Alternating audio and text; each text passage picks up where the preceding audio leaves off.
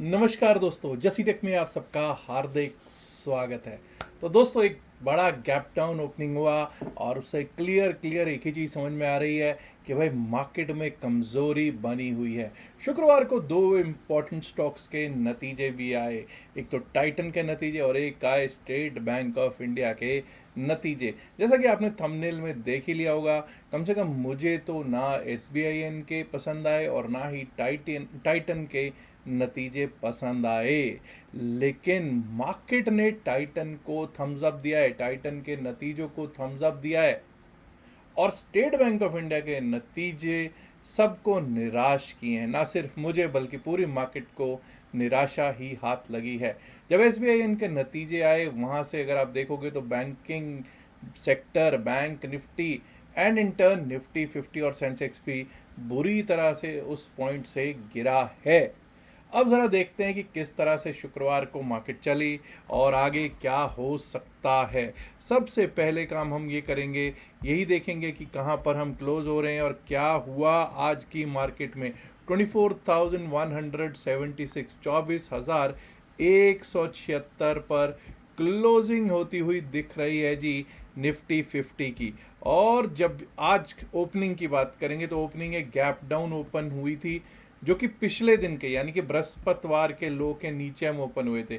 24,284 Thursday का लो था, बृहस्पतिवार का लो था। और आप देख सकते हैं जहाँ पे हम ओपन हुए वही जोन जो था 24,235, 236 का, वही जोन हमारे लिए क्या बन गया, वही जोन हमारे लिए एक रेजिस्टेंस बना रहा। 24,253 का कुछ लोग कहेंगे साहब हाई लगा है, बिल्कुल लगा है। लेकिन आप चेक कीजिए 24,235 के ऊपर लगातार दो कैंडल्स कहीं पर भी हमको क्लोज होती हुई नहीं दिखाई दी हैं। और वहीं से हम नीचे की ओर जाते थे तो वही 24,173 वाला जो जोन था हमारा, 24,173 का जो लेवल था, वो हमारा सपोर्ट का काम करता रहा। सुबह सुबह वहीं पर आप देखिए एक डोजी कैंडल बनी और फिर से वापस 24,235, 236 की ओर लेके गए। उसी के बीच में झूलता रहा और जब झूल ही रहा था तो अचानक से जब बैंकिंग के मेजर एसबीआई के नतीजे आए तो जाते जाते 24,124 वाला जो लेवल था, 24,126 के लेवल को टेस्ट करने के लिए गया। 24,125, 126 तक का लो लगा और वहीं से वापस एक बाउंस मिला है जो कि हमको 2.30, 2.35 तक लेके गया। और मैं हमेशा ही कहता हूँ कि जो भी ट्रेंड चल रहा होता है ज़्यादातर टाइम 230 के आसपास एक रिवर्सल मिलता है। जिन्होंने यहाँ पर जो बुलिश हुए होंगे, अगर तो बुक कर लिया होगा तो बहुत अच्छी बात है, नहीं तो उनको कहीं किसी जगह के लायक नहीं छोड़ा होगा। और वापस नीचे आके क्लोजिंग दे दी 150 पॉइंट नीचे, 24,176, 24,176 पर। अब जैसा दोस्तों मैंने आपको बताया है कि भाई टाइटन को मेरे को पसंद नहीं आए, लेकिन टाइटन आज का हीरो था। 5% तेज चल रहा था, 4.86% तो तेज चला ही है एंड टाइम पे क्लोजिंग जो दिखाई दी है। और इंडेक्स को अपवर्ड लेके जाने में किसका रोल रहा है वो देख लीजिए, टाइटन आज का हीरो। इसके साथ साथ इन्फोसिस ने भी साथ दिया है। एशियन पेंट, अपोलो हॉस्पिटल्स और भारतीय एयरटेल भी ग्रीनरी ही दिखा रहे थे। तो दिक्कत कहाँ थी साहब? दिक्कत ये देखिए सर, 7% नीचे स्टेट बैंक ऑफ इंडिया, 7% नीचे स्टेट बैंक ऑफ इंडिया। मतलब ये भारत का अग्रणीय बैंक है, सरकारी बैंक सबसे बड़ा है और इसके ऐसे नतीजे किसी ने अनुमान भी नहीं लगाया था। अनुमानों से बहुत ही खराब नतीजे आते हुए दिखाई दिए। और आप शुक्र है कि शुक्रवार वाले दिन ही इसके नतीजे आ गए और मार्केट टाइम पे नतीजे आए, तो मार्केट टाइम पे ऐसे नतीजों का असर भी शायद अब पड़ गया हो और शायद इन नतीजों को मार्केट डाइजेस्ट कर गई हो। इसका असर सीधा सीधा आपको देख लीजिए फाइनेंस एंड बैंकिंग सेक्टर के अग्रणी स्टॉक्स पे पड़ा। एचडीएफसी बैंक को, आईसीआईसीआई बैंक को, एक्सिस बैंक को, बजाज फाइनेंस, श्रीराम फिन, आप चेक कर सकते हैं सब जगह दिक्कत ही दिक्कत आती हुई दिखाई दे रही थी। रिलायंस इंडस्ट्रीज बिल्कुल फ्लैट क्लोजिंग होती हुई दिखाई दी है शुक्रवार वाले दिन। और ये लीजिए साहब, कौन कौन नीचे को खींच के लेके जा रहा था। टॉप 5 ड्रैगर्स में से टॉप 4 बैंक्स जो हैं, सबसे बड़ा bank HDFC bank, ICICI bank, सबसे बड़ा PSU bank, state bank of India, जिसने कि सारा के सारा मतलब जिसको कहते हैं ना माहौल मूड खराब इसी ने किया है। एक्सिस बैंक भी दिक्कत दे रहा था और लार्सन टूब्रो भी रेड में ही क्लोज होता हुआ दिखाई पड़ रहा है। अब जरा एक बार को देखते हैं कि निफ्टी 50 का तो हो गया, बैंक निफ्टी पर क्या हुआ। ये रहा साहब निफ्टी बैंक। मतलब कि पहली बात तो हम लोग जहां पे पिछले दिन का लो था, प्लीज अंडरस्टैंड, जो पिछले दिन का लो था वो था 55,783, 55,783, उसके आसपास ओपन हो रहे थे और वहीं से हम नीचे को गए और नीचे के दोनों लेवल्स हमारे जो थे पहले 5 मिनट में आ गए। ठीक है, उसके बाद एक तरह से जो भी बाउंस मिला वही सेल होता गया, जो भी बाउंस मिला वही सेल होता गया। लेकिन 12:30 बजे, 12:30 से लेकर 1:30 बजे के बीच में जो हुआ वो आपने देखा, और 1:30 बजे तो क्लैरिटी मिल गई कि स्टेट बैंक ऑफ इंडिया के नतीजे कैसे आए हैं।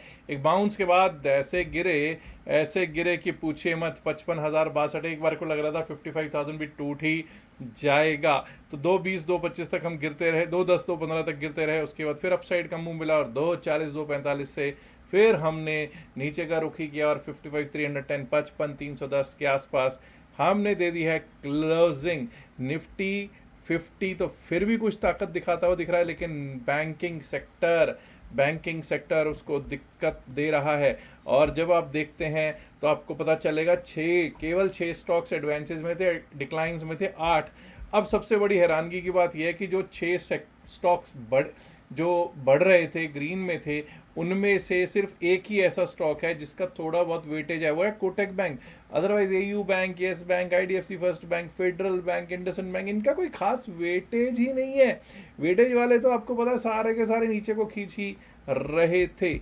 अब एक बार को देख लेते हैं भाई, वही ऑल टाइम हाई पे ऑल टाइम हाई लगाने वाला निफ्टी मिड कैप, उसका क्या हुआ? क्या आज भी कोई नया ऑल टाइम हाई लगा? देखिए दोस्तों, ऑल टाइम हाई तो आज लगा है। कुछ लोग कहेंगे यार रेड में क्लोजिंग हो रही है, भाई ऑल टाइम हाई लगा है 14,590 का, 14,590 का ऑल टाइम हाई शुक्रवार वाले दिन लगता हुआ हमको दिखाई ज़रूर पड़ा। ये 5 मिनट का चार्ट है। हमने बात की थी कि अगर 14,577 ये पिछले दिन का हाई था, या शुक्रवार से पहले, या शुक्रवार मार्केट से पहले का हाई था, तब तक का ऑल टाइम हाई यही था। अगर इसके ऊपर टिकने लगते हैं, अब लोग कहेंगे साहब इसके ऊपर टिके नहीं क्या? चेक कीजिए, लगातार कंसेक्यूटिव 2 कैंडल्स 14,577 के ऊपर अगर क्लोज होती तब हम सोचते कि अपसाइड का रुख हुआ।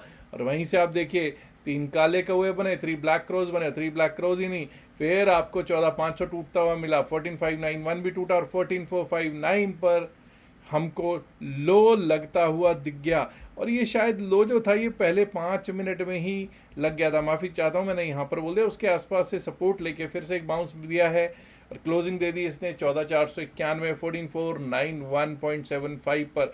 काफ़ी दिनों की तेज़ी के बाद थोड़े बहुत तो हल्का इसको कंसोलिडेशन होना तो बनता ही है। जब आपको मालूम है मार्केट ओवरऑल के हालात क्या हैं तो आप समझ ही सकते हैं। ये रहा निफ्टी फाइनेंशियल सर्विसेज साहब, चेक कीजिए, 26,352 पिछले दिन का लो था, इसके नीचे ही ओपन हो रहे थे, और वही 26,352, 353 जो था, जो पिछले दिन का लो था, वही आज का हाई था।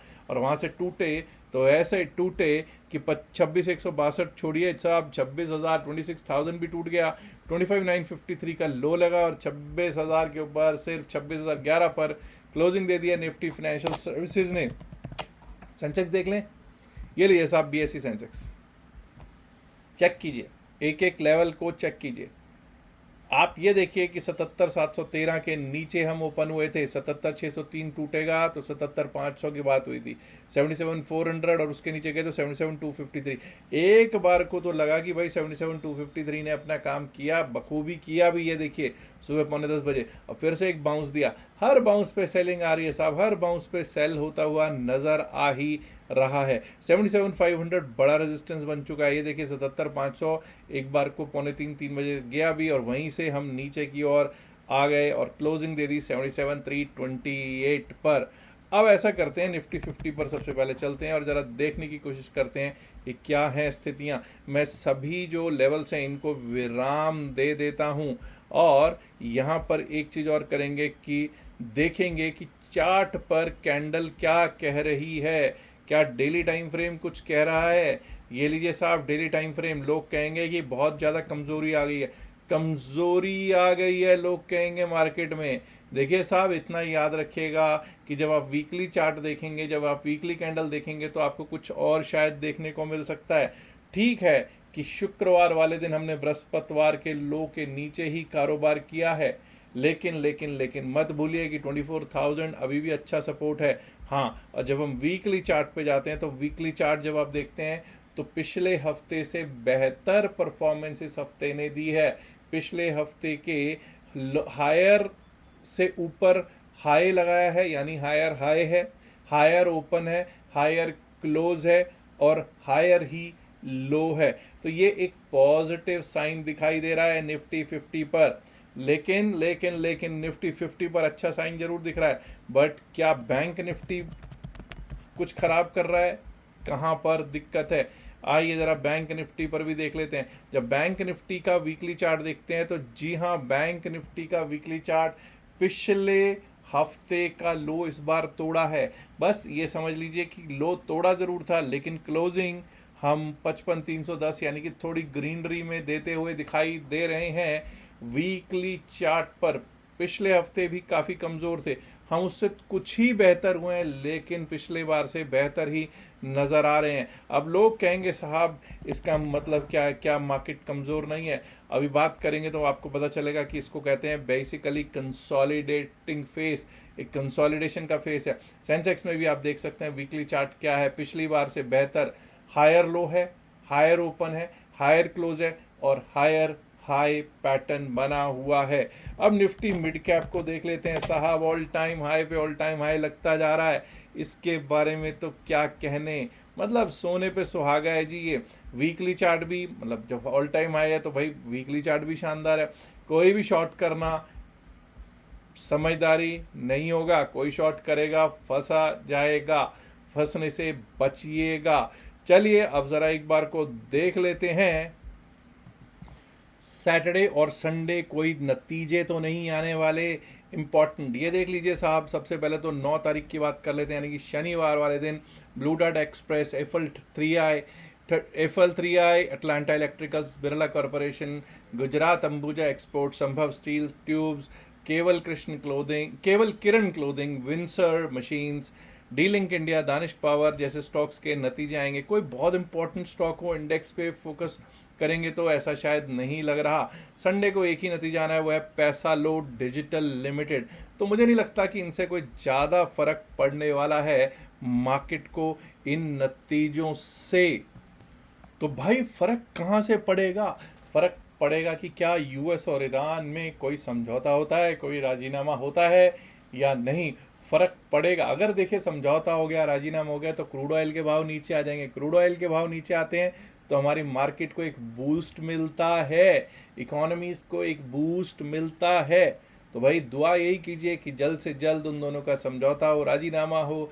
जो वो कह रहे थे एक पेज पे क्लोजर ऑफ वॉर की संधि करने को कह रहे थे कि भाई सीज फायर नहीं है, वॉर ख़त्म करने का जो संधि था उस पर साइन करने की बातें हो रही थी। तो देखते हैं क्या इस वीकेंड पर वो होती हैं। अगर वो हो जाता है तो सोमवार एक सुहावना सोमवार हो सकता है, जो कि अच्छे खासे अपसाइड का मूव दे सकता है। लेकिन अगर यही चलता रहा तो भाई मार्केट तो आपको मालूम ही है, मिड कैप किधर जा रहा है, निफ्टी 50 किधर जाने की कोशिश कर रहा है, लेकिन बैंक निफ्टी उसको किधर को खींच के लेकर आ रहा है। चलिए दोस्तों, इस वीकेंड पे मैं लेवल्स का वीडियो अलग से दे दूंगा। इस बार यही समझाने की कोशिश की कि स्थितियां क्या हैं बाजार में। दोस्तों 8 जून से 8 जून 2026 से हम नया बैच भी स्टार्ट कर रहे हैं। जिसने भी आना हो खुशी से आ सकता है, रजिस्टर कर सकता है। Description of the video, pin message of the video में रजिस्ट्रेशन के लिए डिटेल दे रखी है कि किस तरह से आप रजिस्टर कर सकते हैं। वहाँ व्हाट्सएप नंबर है, व्हाट्सएप नंबर पर आप मैसेज करके जानकारी लेना चाहें उस बैच के बारे में तो जानकारी ले सकते हैं। पेड बैच है, पहले बता दूं 10,000 रुपये उसका फ़ीस है। 12 से 13 दिन का वो बैच चलेगा। अगर तभी कीजिएगा अगर आप सीरियस हैं, अदरवाइज़ नॉन सीरियस मत कीजिएगा। आधे लोग तो रजिस्टर कर चुके हैं, अभी कुछ एक सीट्स हैं, तो अब देख लेते हैं वो आज या कल में या परसों में 2-3 दिन में कंप्लीट, इस वीकेंड पे ख़त्म हो ही जाएंगी वो सीट। तो अगर आपको करना हो तो ज़रूर कर लीजिएगा। बाद में मत कहिएगा कि यार हमारी सीट रखी नहीं। कोई सीट्स नहीं रखी जाएंगी यहाँ पे। ये नहीं है कि कोई बहुत ज़्यादा लंबी कोई सीटें, ऐसा नहीं है भाई। लिमिटेड सी सीट्स रखते हैं जितने लोगों पे फोकस किया जा सके। ठीक है जी। अच्छा, टेलीग्राम से अगर जुड़ना चाहें तो टेलीग्राम चैनल का लिंक भी नीचे डिस्क्रिप्शन में दे रखा है, पिन में से उधर वीडियो में दे रखा है। कुछ लोग कहते हैं साहब मैं तो आपके टेलीग्राम से जुड़ गया। कैसे जुड़ गए भाई? हमने सर्च किया था सर टेलीग्राम पे, तो आपका चैनल दिख गया। भाई वहाँ पे एक नहीं चैनल, कम से कम 20 चैनल मेरे नाम पे लगे हुए होंगे, मेरी फ़ोटो लगा के बैठे हैं। ठीक है, मतलब वो ऐसे ऐसे फ़ोटो लगा के बैठे हैं जो शायद मेरे पास भी एक ने तो ऐसी फ़ोटो लगा रखी है, वो मैं ढूंढ रहा हूँ कि वो फ़ोटो यार कहाँ मिलेगी। उससे विनती है, आग्रह है कि भाई वो फ़ोटो कम से कम मुझे वो भेज दे। अच्छी लगती है मुझे वो फ़ोटो, मेरे पास मिल नहीं रही। एनीवेज, अगर आपको टेलीग्राम चैनल ज्वाइन करना है तो इसी लिंक से कीजिए, क्योंकि हमारा जो टेलीग्राम चैनल है वो प्राइवेट है, इट इज़ नॉट पब्लिक। और जब प्राइवेट है तो किसी भी सर्च में नहीं आ रहा। ठीक है जी, याद रखिएगा, जो भी बातचीत इस वीडियो में की गई है सिर्फ और सिर्फ एकेडमिक पर्पज से की गई, इसका वाइजल की सलाह से कोई लेना देना नहीं है। ये यहाँ पर हमको डिस्क्लेमर देना इसलिए ज़रूरी है क्योंकि हम लोग सेबी रजिस्टर्ड नहीं हैं। Last but not the least, इल्तिजा है, गुजारिश है आपसे कि इस वीडियो को लाइक कीजिएगा, शेयर कीजिएगा इस वीडियो को अपने दोस्तों के साथ ज़्यादा से ज़्यादा संख्या में। एंड माय डियर फ्रेंड्स, अगर आपने अभी तक जसटेक चैनल को सब्सक्राइब नहीं किया है, देर किस बात की, सब्सक्राइब करना तो बनता है ना दोस्तों। शुक्रिया, नमस्कार, धन्यवाद, good luck for Monday, have a great weekend, bye bye.